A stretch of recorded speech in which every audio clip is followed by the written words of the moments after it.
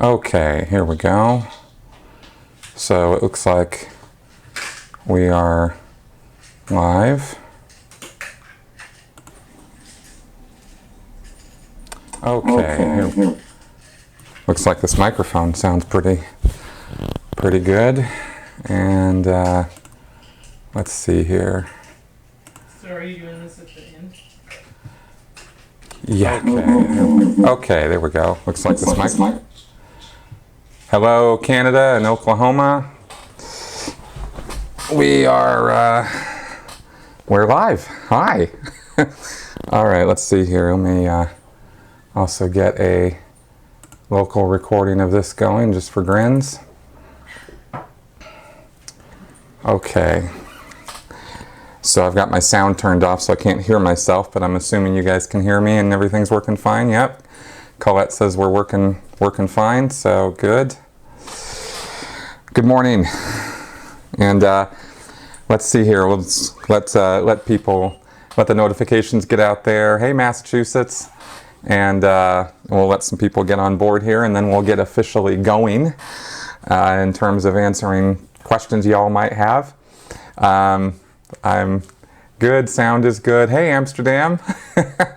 Loud and clear. Excellent. Yeah, I got my little mic on here rather than just the camera mic, so that this will really pick up well. So I hope that's going well. Hey, Thomas in the UK. Dice, all good. Okay, good. Florida in the house. All right, good. So let's see here. Yeah, we got everything rolling. Good. About 35 people. Wow, this is great. All right, so I am just going to get going here. So this is Critical Q&A number 113, being live streamed here on YouTube, and I think I've sent out notifications on every social media site or whatever I could. So I hope folks are coming around and tuning into this. And hey, New York City. Hey, Columbia. Wow, Washington. Oh my goodness, Alabama. Awesome. So this is the show where I answer your questions, usually based on what you've left for me in the comments section of my Q&A videos or have sent to me by email at askchrisshelton@gmail.com.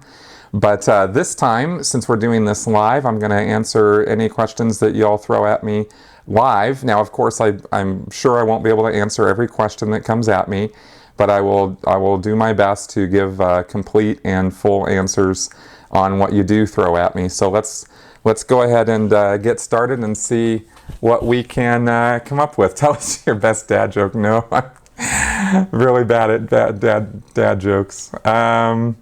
Southeast Pennsylvania, Connecticut, Ontario, Canada. Hey, Alex, Barcelona. All right.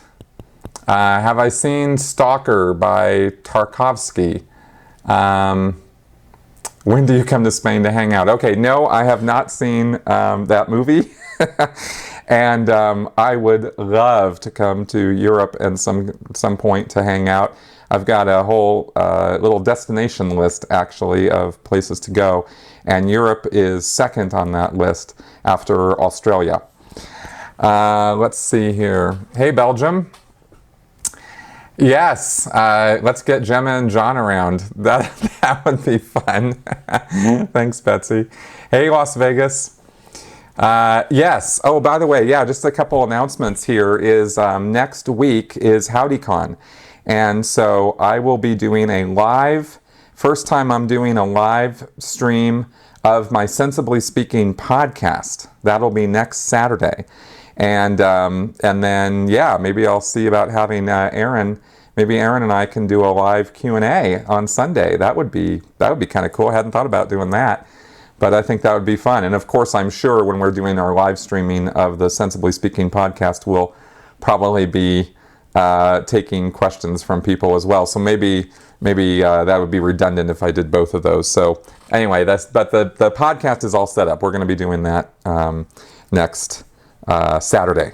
And I'll get notifications out on Twitter and Facebook and on the bunker and stuff as to what time that will be. I will also be doing some videoing of the HowdyCon event. I think other people are set up to do some periscoping and stuff of the actual Saturday night event, but I will be around all weekend of HowdyCon with this camera and my equipment and stuff, maybe doing some interviews with people who want to be interviewed. I'm not going to put anybody on camera who doesn't want to be on camera, because I respect people's privacy at an event like HowdyCon. But I'm hoping to do a little video log of the event, do maybe a little bit of live streaming as well, and then put a video together for the following Thursday. So that's in the works as well for this next week. Let's see what else we got coming in on the comments here. Hey, Henderson, Nevada, UK. Hey, Andrea. Elaine from the UK. Yeah, I think HowdyCon's going to really be something. I think that's going to be a lot of fun. So let's see here. Do you think OSA is here with us? Yeah, I do. I think that they kind of keep an eye on my channel to some degree. And the reason I say that is because within almost minutes of posting any video that I post, I get a downvote, like right away. And I can't imagine why anybody would do that to like every one of my videos unless they were, sort of trolling me. And I don't know. I mean, it doesn't have to be OSA that would do that, but I kind of think that, they keep an eye on me and on my content. And in fact, just as a point, this podcast that I did this yesterday that I posted with Natalie Feinblatt, Dr. Natalie, she is like Rachel Bernstein, a cult recovery counselor and psychotherapist in Los Angeles, and great woman. And I did a podcast with her yesterday, and John Alex Wood, responded to my tweet about that by throwing up the Scientology hate page about me, which he's never done before. And so I thought, there must be something in that podcast that must have set him off somehow. Maybe not, but he's never done that before. So anyway, check out that podcast. It's a good one, and Natalie definitely knows what she's talking about. All right, let's see what we got here. Poor Scientology, getting worldwide knowledge reports. That's right. All right, so do you have any questions for me? This is a Q&A show, so I'm glad y'all are here. And yes, magical live stream, magical sci-fi technology. No one really should be too freaked out, by the way, about posting here in terms of Scientology coming after them. They don't have the resources to go after every single person who asks me questions or posts on my YouTube channel. They're not that Orwellian in power. 1984 Big Brother sort of thing. OSA is, the entirety of the Office of Special Affairs International is probably, 30, 40 people. And not all of them, now it's a guess, maybe it's 50 people or something. I'm not really sure how many people work at OSA specifically, but I know it's not a huge organization. And in that organization are levels of knowledge, right? Not everybody is in on everything that OSA does. There are people who have worked at OSA who, for years, who have no idea that they hire private investigators, do stalking and harassment and stuff, because there are people in OSA who do PR work, for example, and they have a limited knowledge, right? It's very need to know within the Office of Special Affairs as to who gets to know what. So my point is that a very small number of people are the ones who are actually hiring private investigators, who are on the internet, who are in the know and in the loop about all the nefarious stuff that OSA gets up to. So the idea that they're going to go after people who are just commenting on YouTube is not very realistic. That's not really how it works. Okay, so feel free, in other words, to comment away and ask me whatever questions you want. Okay, let's see here. Did you ever have any Div 6 duties while in Scientology? That was my personnel hell. Yes, I did have to go out and do some body routing and book sales. I wasn't ever very good at it. I was always the guy complaining about having to go out and do that kind of stuff because I didn't like talking to the raw public. And the reason I didn't wasn't because I didn't like people, but it was because I didn't know how to, and I was afraid of the ridicule that we would get, because a lot of people will come by and utter these little comments, or science, L. Ron Hubbard took out a bet and that's why he started Scientology and stuff, and I wouldn't have any real replies to these things or really have a lot to say back to that stuff. And I always felt really nervous about it, and I was easily, I was kind of timid when it came to going out and talking about it broadly to the, to the raw public. I think with all the experience I've had over the last few years doing what I'm doing now and in public speaking and stuff that I've done, I wouldn't have those same problems if I went back into the church and started doing it now. But my problem now, of course, would be that Scientology is, has to tell a lot of lies in order to get people to come in, and that was my problem when I was in, that eventually got me out. So I did do some Div 6 work, but I didn't really enjoy it much. Let's see. Let's zoom out. I'm going to scroll up here and see what else we've got here. Trying not to miss anything. Did you ever spend time at the HGB? If so, what did you think of it? Yes, the Hollywood Guarantee Building in Hollywood, which is where the upper middle management of Scientology is. That's where OSA International is, and that's where the flag bureaus and the management for international Scientology is. And yes, I did do some training there. In fact, all the way back to the 90s when I was a Santa Barbara staff member, I went to the HGB a few times for the Key to Life and Life Orientation course export, right? I went and trained there, and then I went back for cramming and things a few times. In other words, went back there to do a few short little training actions.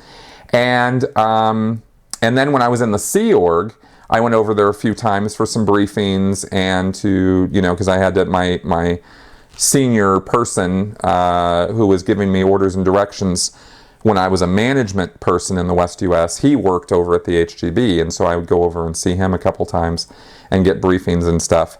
Nice building, you know what I mean? Very sanitary, very sort of, what's the word for it? Too clean. I don't know. I'm not getting the word right now, but it was just sort of a place I was glad I didn't work. Because it seemed like they were just very uptight people and very, very cloistered kind of environment. Seemed like it would be hard to get out of the building if you work there, to just take a walk around the block or just get out and do stuff. Maybe, I know they did that sometimes, but over in PAC, where I worked at the Big Blue buildings, it was a lot easier to get outside, and it seemed more open over there. And of course, this is all within the environment of the Sea Org, which was, working in the basement 12 hours a day. So, kind of funny that I would say that PAC seemed more open than the HGB, but in the context of the Sea Org, it kind of did. Let's see. Stu P.S. From Chicago. How many people in the Sea Org are able to deal with being so overworked? Coffee, adapting, personal motivation, all of the above. You just keep yourself going. There's a lot of internal motivation that goes on at the musters. Remember that in the Sea Org, you muster in the morning, after lunch, after dinner, and sometimes at the end of the night, but not all the time. And a lot of the purpose of those musters, of getting all the staff together for each organization, it wasn't a base-wide muster. It'd be each organization would have their musters. So, You know, I worked at the CLO for a long time, and they'd have their you know, daily musters. And that was to account for everybody and do a roll call and make sure everybody was where they were supposed to be. But then there would also often be motivational sort of talks by the executives about, you know, let's go, and these are the quotas, and we're going to make this happen, and we're clearing the planet, and we're saving the universe kind of talks, right? And that went on a lot. And it wasn't always being dressed down at musters, although that happened too. But it was more like the dressing down sort of stuff was the sort of thing that would happen individually. You take a person aside if they were, you know, or you take them into a room or something and give them the what for. But you wouldn't want to do that in front of everybody unless things were really dire. And of course, things were dire often enough that happened often enough that it was, you know, hated musters. But it was probably 80-20, you know, in terms of like 80% of the time it was, you know, pump you up. We're excited. We're so happy. We're going to do things. We're going to make things happen. We're the Sea Org. We're the baddest. We're the best. And that was kind of the message of the musters, to kind of motivate everybody and keep them going. And then on a personal level, you'd also talk with your fellow Sea Org members or read L. Ron Hubbard quotes. And Hubbard wrote a lot of motivational stuff about how great the Sea Org is and how awesome and amazing, you know, everybody in Scientology is. Hubbard said that auditors, for example, are the upper 10th of the upper 20th of human beings, you know, on planet Earth. And, you know, he put a lot of oomph behind how important Scientology is and how important and awesome all individual Scientologists are, right? When we talk about Scientology being a sort of a narcissistic sort of group, this is how it develops that narcissism, is there's a lot of individual or attention on, you know, how great people are individually. So that's kind of a thing. So so I hope that answers that question. So let's see here. Gemma pretends she doesn't know what OSA is. All right, let's go down a little bit here. What do you think of the bar owner in Clearwater? John Robertson here. What do you think of the bar owner in Clearwater finding a camera on his Scientologist lawn pointing at his driveway? I think that is standard OSA tactics, and I am not surprised at all. He's spoken out about, you know, Scientology in Clearwater. That is where David Miscavige has almost all of his attention right now. Based on, you know, what we're seeing in the news, at least, there's a lot of attention on Clearwater. And anyone in that community who is going against what Scientology wants is definitely going to be experiencing the you know, sharp end of Scientology's attention. So the fact that they are keeping an eye on him covertly, right? Like they put a camera there, a hidden camera, so they weren't planning on him finding that. They're not doing a particularly noisy, what they call a noisy investigation of him. They're doing covert operations against him. So they want to know who he's talking to. They want to know what SPs is he connected with, so they can, you know, figure out how to deal with him and get him to stop being against their efforts there, because they hate that. They hate that kind of thing. All right. All right, let's go down a little bit here. While you were there, Marcy is asking, while you were there, did you see any kid under 12 doing the EPF? Okay, let me think about that, actually. Did I ever see anyone under 12?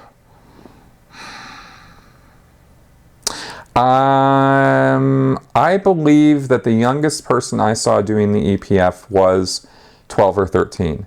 And I think, if I remember how things were going in PAC, and this is just kind of dim recall here, but if I remember my time in the Sea Org properly, people under 12 or around that age, under 11 or under 10 or something, were considered cadets and couldn't be official Sea Org members. So they were in the cadet org, and they were taken care of by the nannies, and they were done, schooling, you know, was done certain number of hours a day. And this changed over time. Right? When I first came in the Sea Org in '95, the cadet org was not as well organized as it became, and the schooling was not anywhere near as well organized.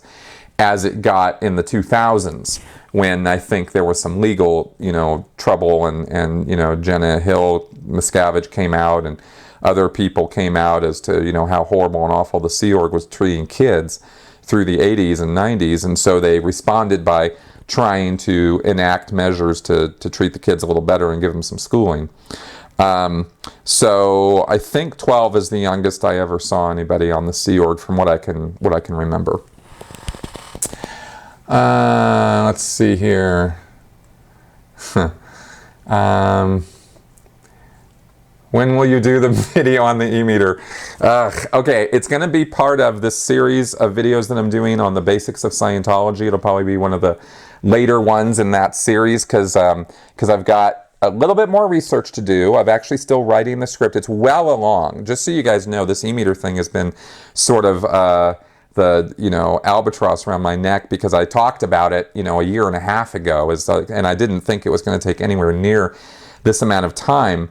Most of the script is written. There are just a couple points that I really want to get right, and I want to be irrefutable about them in terms of the electronics of what the meter is measuring in the body. Like, we know it measures changes in density in the body, and changes in resistance from the moisture in the skin and that sort of thing. But I want to be really precise about a couple things. And there are certain meter responses that occur, and I've done a lot of surveying and a lot of research with former Scientologists on some of these meter responses, and I want to nail down why those responses occur on an e-meter, because I know it's not for the reasons that Hubbard said, but I'd like to figure out what they are.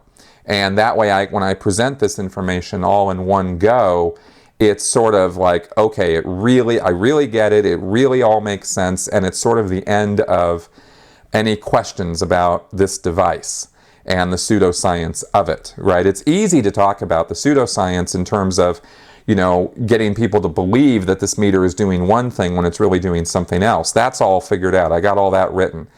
But it's just getting these fine points down that I want to nail totally, and that's why it's taking a while. So anyway, that's my excuse. It's probably as lame as it is for why that thing is not done yet. Okay, let's see here. Let's go back up here. Goodfella is saying, please answer me, it's important. How do we find out if someone is a Scientologist, if she is hiding that fact? Work undercover for OSA or something. Well, I don't know. It depends on how good they are. If somebody is, if there's a, okay, let's see. Scientologists sometimes do sub rosa investigations, in other words, undercover work. But more often than not, they hire private investigators for that kind of thing. And the private investigators are not Scientologists most of the time. They do that so that they'll have plausible deniability and layers of protection. It didn't used to be that way, but it used to be that they just exclusively use Scientologists. But they learned the hard way that when Scientologists leave the church, they turn on them. And you'll get a lot more loyalty from people when you pay them exorbitant amounts of money. Scientologist loyalty, is only as good as the person believes in L. Ron Hubbard and believes in Scientology. And as Mark Headley has said, the end result of Scientology is always a person leaving Scientology. So the Office of Special Affairs and the nefarious deeds guys tend to not be Scientologists these days. But to answer your question directly now, to get back to, okay, well, how would you know if somebody's a Scientologist without them saying they're a Scientologist? Probably your best indicator of it is going to be the language that they use, because it just kind of comes out. But that, it's a little bit hard to give you a simple answer to it, because the language is quite extensive in Scientology. So, key words, let me think here, like what sort of key words would you find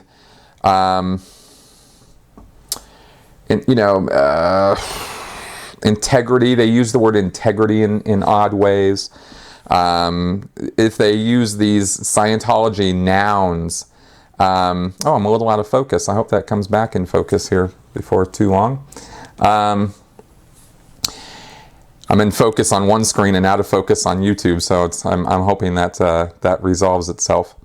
Some of the nouns that Scientology uses: knowingness, right? As they throw the NESS on the end of a lot of words, and you'll get that sort of knowingness. That's one that comes to mind right away. Let's see. Also, of course, they'll stare at you. They'll give you the TR0 stare. They'll make sure to make eye contact with you, this kind of thing, because in Scientology, that's part of the communication training. I think the language is probably the biggest giveaway as to whether you're talking to a Scientologist or not, but I'll have to think about that a little bit and maybe answer that in another Q&A where I have more time to sort of think about what the language would be that they might use. So let's see here. Yes, havingness, there we go. In turbulation, they might let that one slip. That might be one, but havingness, knowingness, they just love NESS, They'll even make ones up, persistingness, You got to persist, that kind of thing. Let's see. How do online Scientologists get away with so much interaction with critics and SPs? There aren't that many online Scientologists who interact with critics and SPs. The ones that I've noted who come on my channel actually tend to be independent Scientologists, more so than existing church members. Because existing church members, make no mistake, they get in a lot of trouble for coming on to channels like mine. And even if they're trying to stir up trouble or trying to refute what I'm saying, the church takes a very dim view of anyone connected to somebody like me or, Aaron or Tony or any of us. So Scientologists in good standing with the church are not going to be authorized to come to my channel and start commenting. Unless there's somebody like John Alex Wood, who is specifically authorized to be interacting online with SPs. And that's a very small number of people. They will, again, hire private investigators or trollers or people who are not Scientologists to come around and troll on ex-Scientologist channels. Or there's one or two people at OSA International, or a couple people, like Tori has mentioned a guy that she used to know and work with who was authorized, Steve something I think his name was, who was authorized to be trolling around on the internet and getting into fights with ex-Scientologists in order to disrupt their activities. That kind of activity is one guy who might have 10 sock accounts, and so it looks like more people than it really is, and so that's kind of how that sort of work is done, as I understand it. Let's see here. We've got 112 people watching now. That's pretty cool. Oh, it's a good question. Lars Rosenquist is asking, if Scientology's tax exemption gets revoked sometime in the future in the USA, will a lot of money-motivated Christian churches in the USA also get into danger of getting declared a fraud? I would say the answer to that question is yes. And I think that, in fact, that's one of the key motivations for why Scientology will get a lot of backup and support from other churches when it comes to the question of tax exemption. This is one of their protections for not losing their tax exemption, is they will rally other churches from other denominations, definitely Christian churches, especially in the United States, because there's more Christian churches than any other types of denominations in the U.S. They'll round up all those guys and say, look, if Scientology loses its tax exemption, you guys are next. And that's not an illogical line of reasoning. Personally, I don't support tax exemption for churches, very, very broadly. I think the test for tax exemption should be much stricter. And I think that there should be a public benefits test like there is in the UK, which is why Scientology has never gotten tax exemption in the UK. And I think the Charities Commission, and that's going on in Australia right now, is doing the right thing and pushing for transparency, financial transparency for these organizations. And I'm looking forward to, more work being done on that here in the U.S. But we got a long way to go, because the U.S., I mean, let's face it, and this is not a hit on anybody who has religious beliefs, but, the U.S. is a little bit religion crazy, and structurally there are way more protections for churches to inflict abuses on their members, any churches, with legal protections under the First Amendment and financial protections under 501c3 tax exemption than there are in other countries. And I think other countries are kind of getting it a little more right than we are on this subject. I want people to have freedom of belief, and I want them to have the freedom to practice their religion. I'm not down on that, but I think that when these organizations are able to get away with the number of abuses that they are, something's wrong with that system, and we need to dig into that. Let's see here. Yes, Austin should be taxed. I agree. Yes. Him and his palatial estates. Okay. Audio off sync with the video. That might be. There is a delay. I am running this through some broadcast software in order to transmit. So it's very possible, and I'm also talking pretty fast because I'm trying to get as many answers in as I can in as short a period of time as I can. So it's possible that there is a delay. In fact, I would expect that there would be a little bit of a delay. And I'm anticipating that when I edit this, I will probably resync the audio and video tracks with my editing software, so that when I post this later, it will be in sync. But yeah, that could be an issue. Okay, let's see here. BJ Price, if Scientology can't change LRH's rules of fair game, and we all know about it, how do they think it will still work? Well, okay, let's talk about the Scientology and the Sea Org mindset for a second. They truly believe in the Sea Organization that what they're doing is right. And they think that, and this is not hard to understand if you compare it to other groups, even non-extremist groups. I mean, anybody who's part of any group, Boy Scouts, a company that you work for, Boys and Girls Club. I mean, any group that people get part of, Republicans, Democrats, right? You immediately have a bias toward the group that you're part of, or the groups that you're part of. And so you can sort of understand that the Sea Org has an intense bias towards Scientology and towards the Sea Org. They truly believe that what they are doing is the greatest good for the greatest number of people.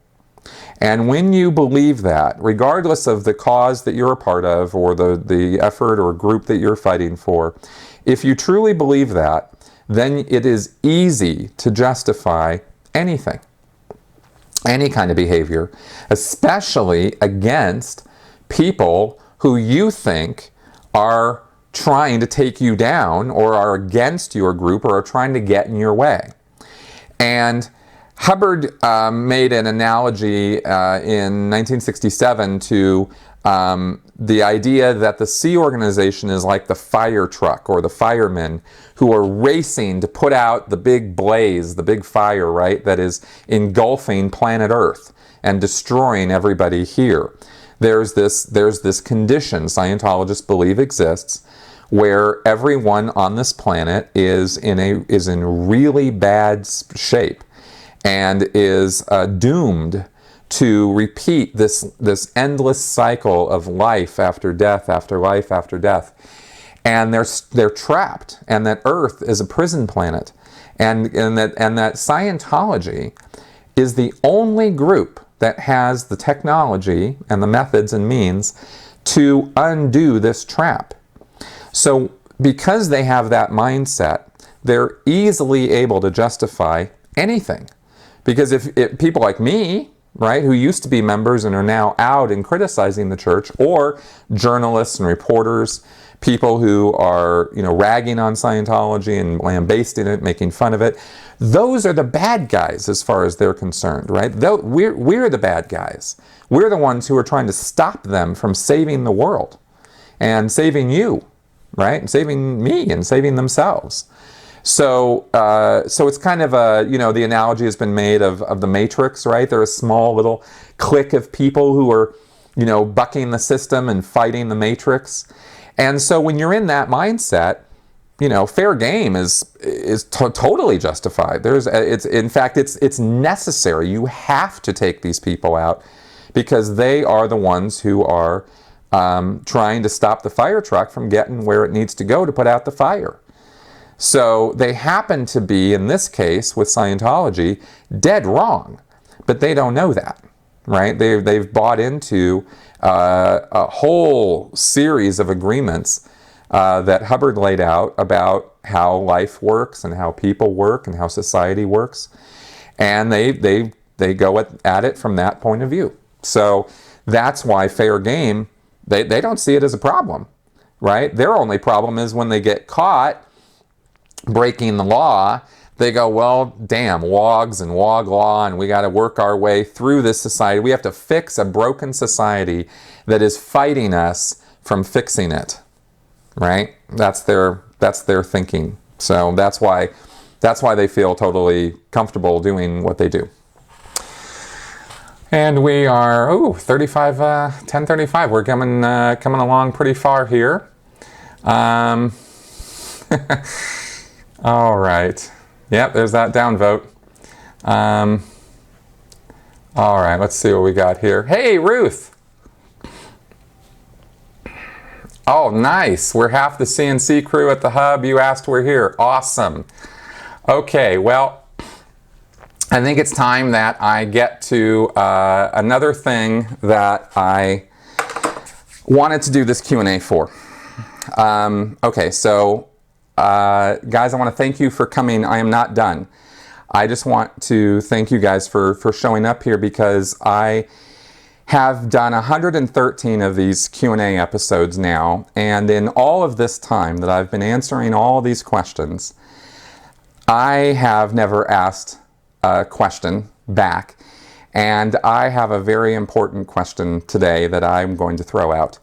And I wanted to do it here with you guys because you guys are my hardcore supporters and my friends, and some of you are personal close friends of mine, I think, who are watching right now, and you're kind of my family here, in Denver and all around the world, as everybody who signed on when you guys first showed up here.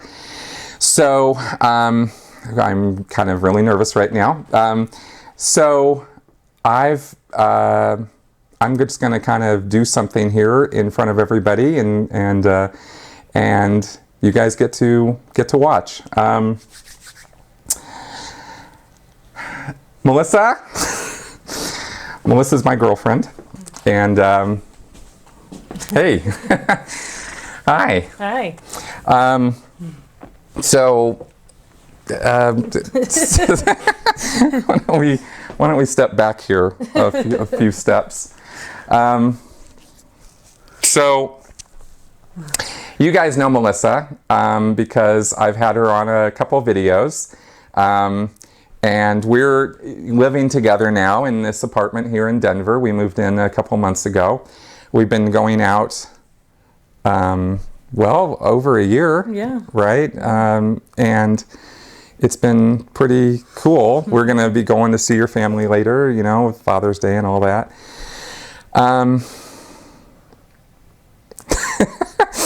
So I totally, completely, and am madly in love with you.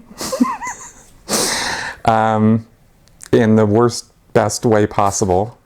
You are the most amazing and actually really wonderful thing that's in my life. And you have brought a lot of things back to me that I had lost because of Scientology and because of my experiences with all of that. And so I wanted to let kind of everybody know that you are, you know, the most important thing in my life. And I've been thinking a lot about that and about our relationship and how much you mean to me. And I was thinking that I would like to have you around for the rest of my life. And so I was sort of wondering, you know, if if you would marry me. Of course. Yes.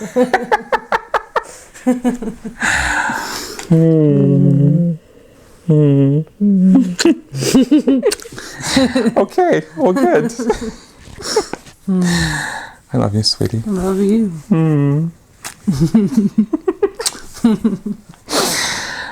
Okay, well, that went well. Yeah, come on over here. Okay, good. So, well, okay, everybody. So that was my question for her. And wow. So yeah, we're gonna do this. Wow, we're really gonna do this. I love you so much. Oh, I love you.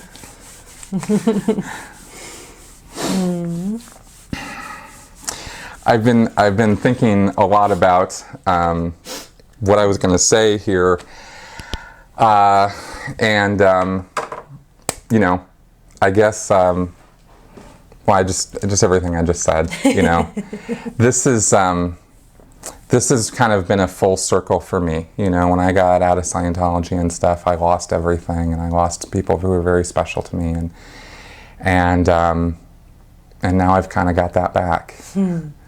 And so I wanted to share that with everybody, and so anyway, thanks for coming around, guys.